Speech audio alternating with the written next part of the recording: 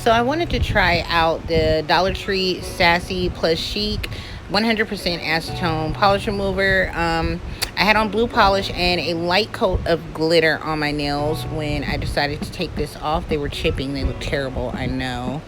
But it actually worked really good. As you can see, my polish is coming off fast, and I'm doing it in actual real time. It's not fast forwarded. So I was really impressed with it. This is actually a new nail polish remover that I think I will be trying from now on.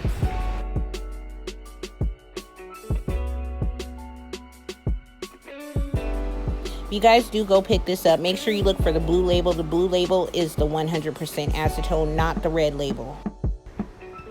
Next, I'm just giving my nails a file after removing the nail polish. I also am going to push my cuticles back, buff them, put on some cuticle oil, and I'll be all set and ready to go. Make sure you guys try out that nail polish remover.